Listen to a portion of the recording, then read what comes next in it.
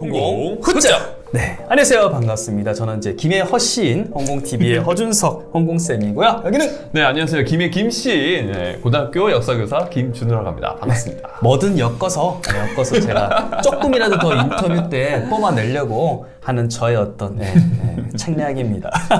말려들었어. 그쵸. 말려서 지금 4편까지 왔는데, 자, 1편, 2편, 3편 진짜 우리 초등학생, 중학교 이렇게 또 자녀들을 두신 분들은 자녀하고 함께 같이 보면 정말 그 큰 틀에서 이해할 수 있고 또 위로도 많이 받을 수 있고 앞으로 어떻게 공부해야겠다라는 것을 꼭 도움받을 수 있을 것 같고요. 우리 준우쌤께서는 또 EBS 강사이시고 중등, 고등 다 하시고 심지어 또 공중파에서도 많이 하시고 또 사피엔스 엔트에서도 많이 봤습니다. 아, 감사합니다. 네. 틀면 나와 이상하게. 네. 여튼 엄청난 시각으로 이렇게 다 이게 실력 있게 이렇게 많은 노하우를 제공해 주시고요. 오늘은 이제 중학교 쪽의 2탄인데요. 단도직입적으로 그냥 여쭤봐 볼게요. 중학교 역사 결국 이제 내신 잘 받아야 되잖아요. 아, 중요하죠. 내신. 그럼 이제 내신 안에서도 뭐 우리 또 킬러 문항이라고 할까요? 사실 서술형, 내신, 특히 이제 서술형 뭐 어떤 식으로 뭐 이게 전국을 대표하기는 어렵겠지만 그래도 이런 거를 좀 중점적으로 역사 선생님들은 좀 고려하신다. 그래서 이런 식으로 좀 준비를 해봐라. 어떤 게 있을까요? 자, 일단 평가에 있어서는 지필평가가 있고 수행평가가 있습니다. 그럼 지필 수행 다 한번 얘기해 드릴게요. 네. 지필평가 대비는 쉽습니다. 뭐예요? 지필평가 대비는 첫 번째, 네. 수업을 열심히 듣는다. 오케이. 두 번째, 열심히 문제를 풀어본다. 세 오케이. 번째, 시험을 잘 본다. 자, 이러면 됩니다. 뭐야? 너무 간단하잖아. 자, 여기서 부연 설명 들어갑니다. 오케이. 이거 중요해. 필기하세요. 첫 번째, 수업을 잘 듣는다가 중요한 이유는 뭐냐면 보통 역사 시험 공부하는 친구들은 어떻게 하느냐? 네. 역사책을 딱 펴요. 형광펜을 딱 잡아요. 그리고 나서 외워요. 미주 치면서. 1페이지부터 외워요. 그러면 한 3페이지 가면 못해요. 보면 애들 보면 다 그어놨더라고. 네, 다 그어가지고 이거 통째로 교과서 다 외우려고 하는 친구들이 있어요. 여러분, 역사 공부 암기 아닙니다. 근데 암기가 없어서도 안 됩니다. 그러니까 요게 요령이 중요한 거예요. 자, 그 방법을 가르쳐 드릴게요. 첫 번째로는 아주 이상적인 방법은 힘들어요. 그래서 제가 실용적인 것만 얘기를 하자면 수업을 잘 들어야 됩니다. 오케이, 첫 번째. 이유가 뭐냐면 교과서에 여러 얘기가 있지만 중요도가 달라요. 그 중요도는 선생님이 뽑아서 설명을 해요. 그러니까 교과서에 모든 내용들이 다 있지만 모든 걸 다 중요하게 설명하지 않아요, 선생님들은. 네. 딱 중요한 것들을 중심으로 설명하고 중학교 시험에서는 중요한 게 나와요. 포인트가 있다는 거네요. 중요한 게 나오는 이유가 뭐냐면 아까 얘기했듯이 저번 편에 얘기했듯이 중학교 2학년 때 세계사를 처음 배우잖아요. 네. 근데 갑자기 고난이도 문제를 낸다? 굳이 그럴 필요 없어요. 그냥 기본 내도 다 틀려요. 변별이 되니까 평가자 부담이 좀 덜하네요. 기본 내도 다 틀려요. 애들이 너무 어려워하니까. 슬픈데? 네. 그러니까 정말 기본적인 걸 물어봅니다. 특히 중2 역사 1 같은 경우에는. 네. 그럼 수업만 잘 들어도 기본 개념을 알 수 있게 돼요. 하하. 그래서 수업을 잘 들으셔야 됩니다. 처음부터 수업 안 듣고 교과서부터 보면 너무 양이 많아져요. 하긴 뭐가 중요하고 아닌지를 알 수가 없고. 그거를 수업에서 알아주셔야 돼요. 걸러내야 된다. 네. 그래서 수업을 진짜 잘 들으셔야 되고요. 네. 그 다음에 수업은 선생님이 얘기할 때 교과서에 있는 거 플러스 다른 얘기를 해주세요. 요 포인트. 네. 근데 그 다른 얘기를 들어야 이해가 돼요.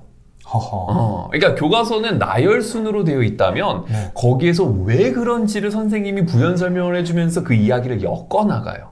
이 역사에서도 인과관계라는 점이 중요하다고 했잖아요. 여러분, 암기를 할 때 하나 단편으로 외우면 외울 게 되게 많거든요. 그쵸. 근데 한 그 5가지를 관통하는 하나의 그 줄기가 있으면 그거는 뇌에서 인식했을 때 하나의 기억으로 기억해요. 뇌과학 나왔어, 뇌과학. 근데 여러분들이 전혀 인과관계를 모르는 상태로 한 10개를 외워야 되는데 수업을 들으면 그거에 하나로 엮이거든요. 그러면 그거는 뇌는 하나의 사실로 인지하면서 딱 그 중에 하나만 딱 끄집어내면 이렇게 쫙 줄기 끌리듯이 그거만 같이 올라옵니다. 이해됐어요. 그래서 수업을 잘 들어야 돼요. 그냥 단순히 10개를 이렇게 외우느냐, 한 개로 이제 통해가지고 가느냐. 그래서 중요한 것도 수업 시간에 얘기해주고 그걸 또 엮어서 주기 때문에 수업을 잘 들은 친구와 혼자 공부한 친구의 공부량이 어마어마하게 차이가 날 수밖에 없습니다. 효율성 차이도 많이 그쵸? 나겠네요, 진짜. 그러니까 저는 효율적으로 접근하는 거예요, 지금. 특히 이거 만약 부모님이 보시고 아이고 답답하다 라고 하는 분들은 꼭 우리 친구들 얘들아 꼭 보고 실천해. 왜 수업이 중요한지 알겠죠, 여러분들? 꼭 같이 봤으면 좋겠습니다. 그 다음에 두 번째, 문제를 풀려고 그러잖아요. 네. 근데 친구들 중에 문제 안 풀고 바로 시험 보는 친구들 많아요. 에이, 진짜예요. 농담일 것 같습니다. 진짜예요. 진짜 있어요? 사람 많아요. 교과서 보기도 벅차거든요. 그거 못 외운다 그랬잖아요. 벅차니까. 네, 그러니까 암기 과목이라 수학이나 이런 거는 이제 문제 풀어보죠. 엄청 많이 풀죠. 네, 근데 역사는 알면 풀겠지 이러면서 암기만 하고 간단 말이에요. 진짜 있어요? 자수하세요. 네. 근데 여러분 시중에 나와 있는 문제집 한 2권 정도 뭐 저는 뭐 따로 추천 안 합니다. 문제 많은 거 기왕이면 문제 많은 거 그럼 뭐 비슷하잖아요. 문제집 가격은. 그러니까 문제 많은 걸로 해가지고 공부를 먼저 수업 시간에 열심히 듣고 한 다음에 풀어보세요. 풀어보면 문제집이 중요한 이유가 문제집을 쓰는 사람의 거의 대부분은 현직 교사들이 많습니다. 네. 그러면은 본인들이 출제하듯이 문제집을 써요. 그 흐름이랑 맥락 형태 비슷하다? 그러니까 중요한 거를 보고 또 하나 더 출제자는 그 사건을 딱 봤을 때 문제로 만들기 쉬운 것과 어려운 게 있어요. 그쵸. 네. 맞아요. 근데 문제 만들기 어려운 거를 괜히 여러분들이 막 외울 필요 없어요. 이해됐어요. 이 출제자는 알거든요. 그쵸. 그러니까 이제 문제집에도 그런 부분의 문제들이 중점적으로 실려요. 주로 이제 만들기 쉬운 거라든가 중요한 것들이. 그러니까 문제를 풀어보다 보면 많이 풀어야 돼요. 많이 풀다 보면 비슷한 문제가 계속 보일 거예요. 그러면 그거 걸리겠네. 그게 시험에 나와요. 네. 와. 그게 시험에 나옵니다. 짱이다. 네. 그리고 서술형. 서술형 네. 중요하죠.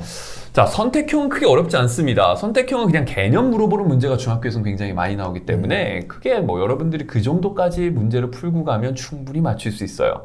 근데 서술형을 어려워하는 이유는 모든 과목이 똑같을 거라 생각해요. 글 쓰는 걸 싫어해요. 요즘 요런 세대잖아요. 네. 요런 세대. 일단 글 쓰는 걸 두려워하고 두 번째로는 객관식은 내가 지워나가면서 풀 수 있는데 이건 백지에서 시작하잖아요. 채워나가야 되는 거네. 채워나가야 되니까 이거에 대한 부담감이 좀 있어요. 네. 어려울만 하다. 네. 네, 이 서술형은 비단 역사 과목뿐만 아니라 다른 과목도 다 하고 있으니까 거기서 일단 서술형이라는 문제 자체에 익숙해져야 되고요. 역사에서 서술형은 역시나 인과관계를 많이 물어봐요.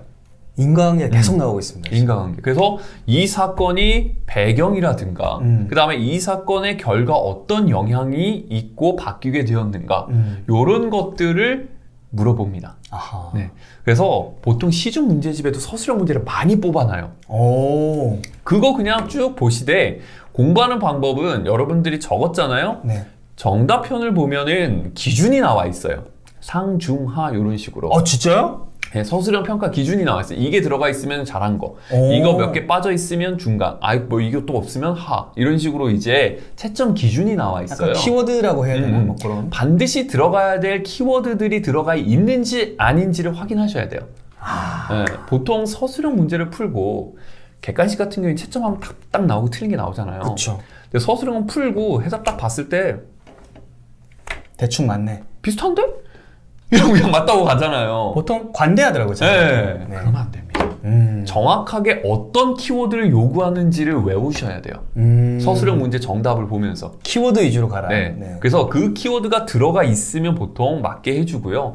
중요한 키워드 몇 개가 빠져 있으면 감점 대상이 되기 때문에 그 연습을 좀 하셔야 됩니다. 키워드는 결국은 채점의 어떤 수월성 이런 것도 있겠지만 결국은 어떻게 보면 평가를 가장 어떻게 보면 효율적으로 할 수 있는 꼭 역사뿐만 아니라 다른 과목도 통용이 되는 것 같아요. 네.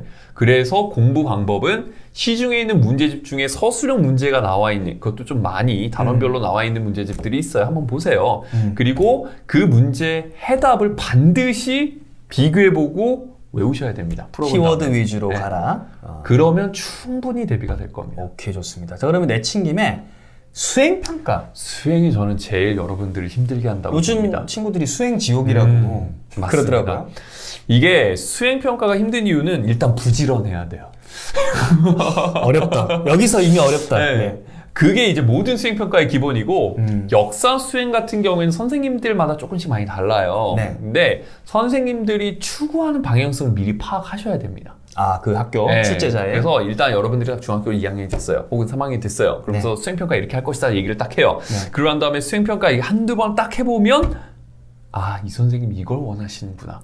아, 거기가 출발점이 되는 네, 거예요. 거기가 먼저 출발점이에요. 그 다음에 두 번째로 역사 수행 같은 경우에는 보통은 자료들이 많이 나와요. 자료.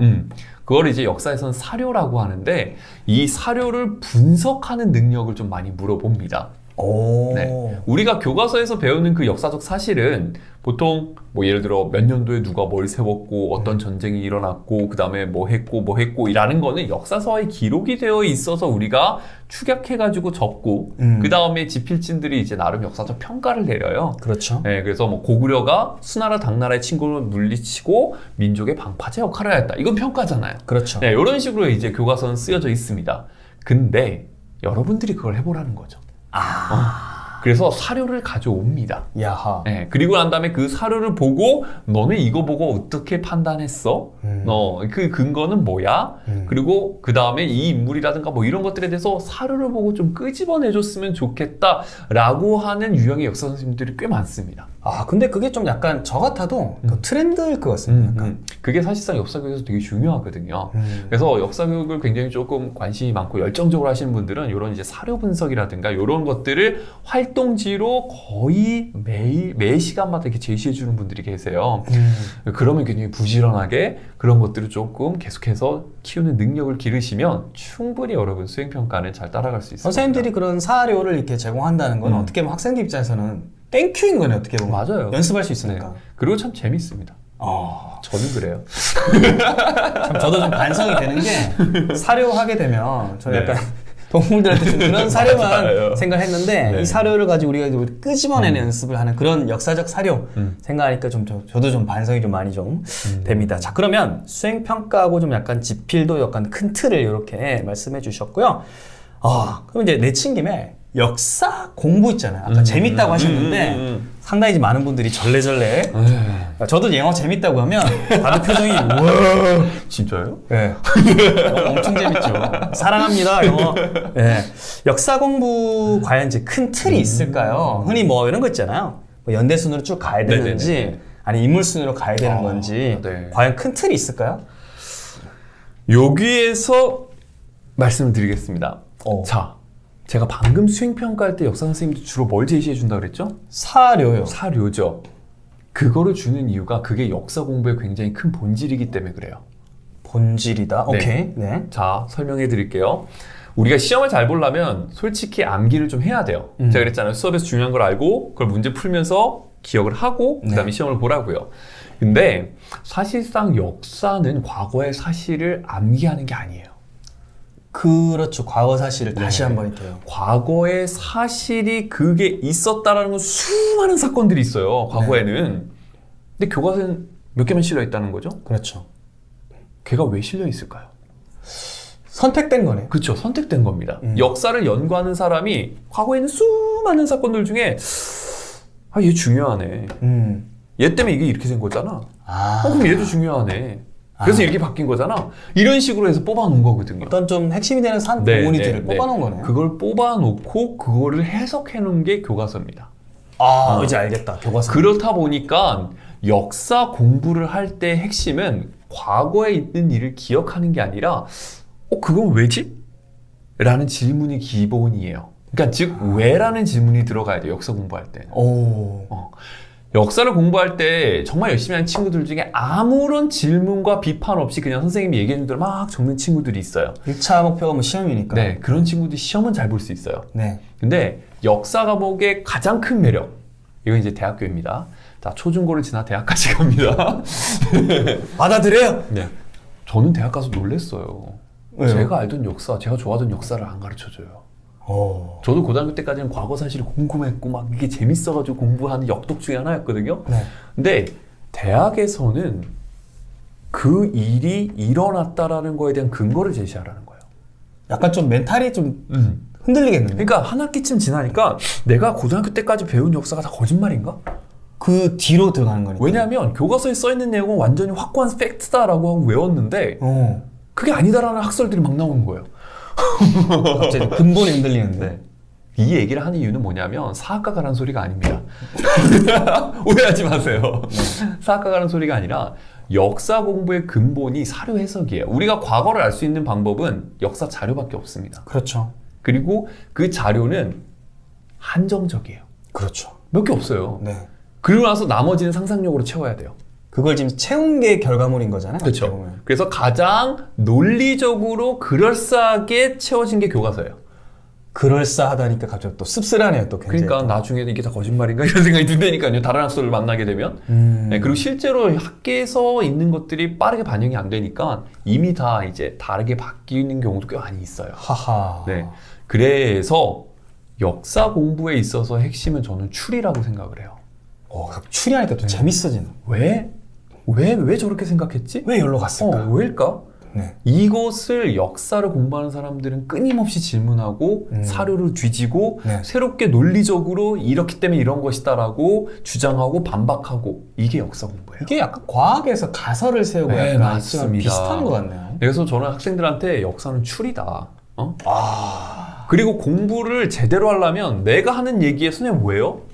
라고 질문을 할 수 있어야 된다. 선생님 얘기에 무빈파적으로 수용하면 이건 제대로 역사 공부하는 게 아니다. 수업 시간에 애들 질문합니까? 합니다. 역시 교육자의 마인드에 따라서. 물론 처음에는 안 하죠. 제가 던지죠. 이거 왜 그럴까? 네. 이건 왜 그러지? 그럼 이제 한 학기쯤 지나면 애들이 선생님 왜 그래요? 이렇게 물어봐요. 숙달이 되고. 네. 야 이거 이렇게 되면 이쯤 되면 궁금하지 않아? 이런 식으로 저는 이게 접근을 하거든요. 그럼 아이들 입장에서 되게 생소해요. 한 번도 그런 고민 안 해봤거든요. 이게 완전 진리다, 팩트다. 네, 그렇게 외우기만 했으니까 시험 공부하기 위해서. 네. 그래서 핵심은 역사 공부의 큰 틀은 뭐라고 봤잖아요. 네. 시대순, 인물 다 아닙니다. 네. 역사 공부의 가장 큰 틀은 왜라는 질문을 던질 수 있으면 됩니다. 약간 네. 좀 이 현답을 주시니까 와, 이 질문을 제가 하고 나서 좀 약간 좀 부끄럽다는 생각도 좀 드는 게. 그리고 역덕은 이런 걸 알아요. 그래서 너무 재밌어요. 이거 왜 그러지? 막 찾아보니까 이런 거였어? 막 이러면서 하고 들어가더라고요. 희열을 느끼는 거죠. 그러면 이제 역사학과 오세요. 네, 재밌습니다. 웰컴 투 사학원. 이게 저 이제 뭐 마무리하면서 이야기를 좀 하자면 저 대학 때 이제 교양으로 역사 과목 있잖아요. 맞아요. 제 친구 이제 또 복수 전공 하고 싶다고 역사란 무엇인가 뭐 역사 뭐 개론 이런 거 있잖아요. 네네. 이런 거 들어갔다가 시겁하고 나오더라고요. 근데 이치카 역사 뭐 이런 거만 하고 이러니까 그건 좀 헤비해요. 많이 헤비하더라고요. 네, 헤비해요. 그거랑 또 이제 서양사 개론 들어갔다가 너무 실험 과목만 들으셨네. 애들이 막 이렇게 또 영어과 네. 애들이 충격받아서 나온 그 기억이 나는데 여튼 역사 물음표를 붙여라는 거 되게 좀 울림이 좀 저는 있었고요. 우리 총 이제 4편씩이나 이렇게 녹화를. 이 시간이 후딱 가네요. 네, 말씀 워낙 잘하셔가지고 더 많은 걸 얘기하고 싶은데 시간이 너무 짧아서. 다음에 또 있습니다. 그래요? 걱정 마시고요. 여튼 여러분들 우리 1편부터 4편까지 정말 하나도 빠뜨릴 게 없는 초중고 자녀를 둔 부모님 혹은 초중고 학생이라면 꼭 보고 역사 공부를 하실 거를 저는 이제 정말 강력하게 이게 추천을 드리고 우리 김준호 선생님 EBS 그리고 각종 또 이제 매체에서 공주파에 많이 나오시니까 나오면 그때 이렇게 응원 많이 해주시면 좋을 것 같습니다. 선생님 건강하시고 다음에 또 나와주실 거죠? 네, 그럼요. 불러주시면 언제든. 알겠습니다. 네. 김해 김씨 화이팅. 김혜화 씨 화이팅! 저희는 또 다음에 뵙도록 하겠습니다. 여러분들 안녕. 안녕.